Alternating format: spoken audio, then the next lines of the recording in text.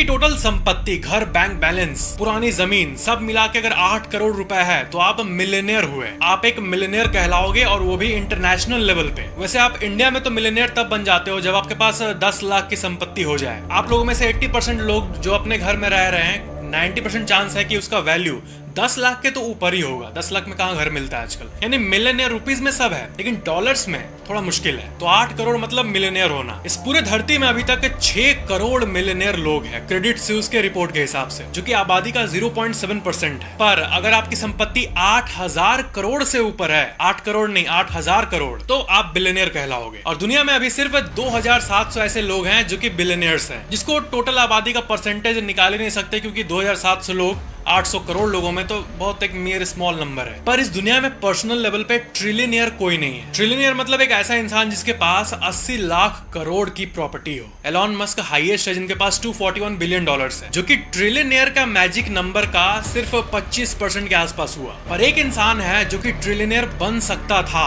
अगर वो अपने शेयर्स ना बेचता। तो क्या है कि बिल गेट्स, जिनको आप जानते होंगे डॉली चाय वाला के चलते, एक मिनट, डॉली चाय वाला को हम जानते हैं बिल गेट्स के चलते।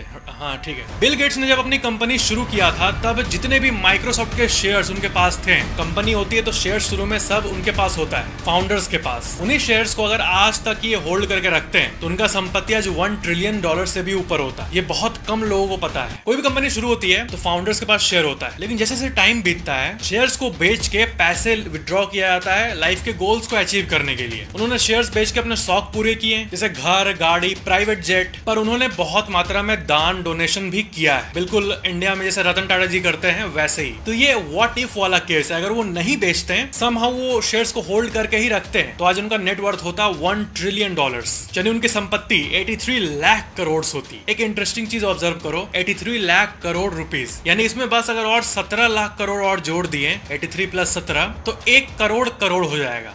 फिर हमें डबल बोलना होगा कि 1 करोड़ करोड़ रुपए। यानी कोई अगर 1 करोड़ का सूटकेस है, वैसा 1 करोड़ सूटकेस लाओ तब होगा 1 करोड़ करोड़। अभी फिलहाल बिल गेट्स की संपत्ति 10 लाख करोड़ के आसपास है, यानी ये जो ट्रिलियनियर का मैजिक नंबर है उसका मात्र 10%। लेकिन बात ये है कि बुढ़ापे तक अगर कोई शेयर्स ना बेचे, उसी को लेके बैठे रहे, तो बुढ़ापे में 90 लाख करोड़ लेके करेंगे क्या। जवानी खुल के जिया है इन्होंने, एंड मेरे ख्याल से ये फाइन डिसीजन था। नहीं तो डेथ बेड के समय पैसे लेके क्या करेंगे भाई। एंजॉय तो किया उन्होंने, जैसे फॉर एग्जांपल ये आर्टिकल देखो, बिल गेट्स ने साल 2022 में 365 दिन में 392 बार उड़ान भरी अपने प्राइवेट जेट से।